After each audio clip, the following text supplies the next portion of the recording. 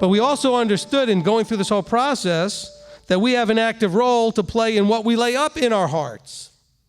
You know, there are verses that say to lay up the word in your heart, or lay the Torah up in your heart. You know, everybody wants to focus on, oh, he's just going to wave his magical arm or whatever, and he's going to change your stony heart into a heart of flesh, or give you a new heart, or give you new this and new that. And so that's kind of still coming out of the mainstream doctrinal whatever out of Christianity. That's not scriptural.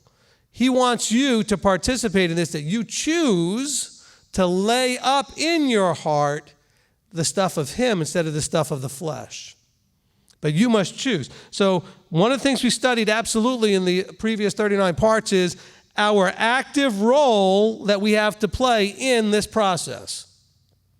See, one of the things that you were not taught, and that was a terrible disservice, you were not taught, now some of you may have been taught, so please don't get mad at me, but generally speaking, when I talk to people, they were not taught just to what extent your active role is required in the Bible, in the scriptures, in what God is doing.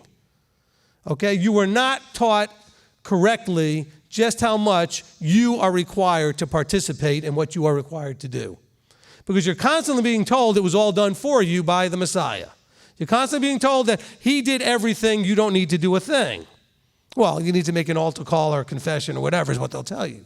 But other than that, it's not like you're told you need to do, well, actually Scripture says you need to do an awful lot.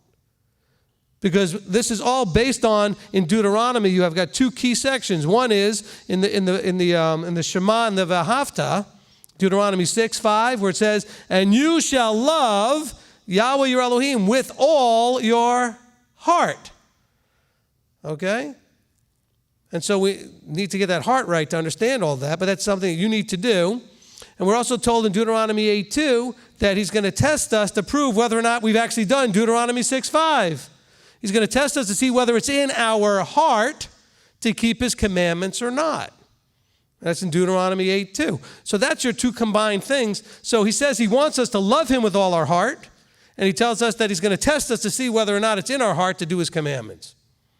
And then he gives us other instructions to lay this stuff up in our heart so that we can do it. Because why? Because if the Torah is laid up in your heart, it will eventually lead to action called Torah observance, which will then lead to habits of Torah observance, will lead you to a destiny of entry into the kingdom.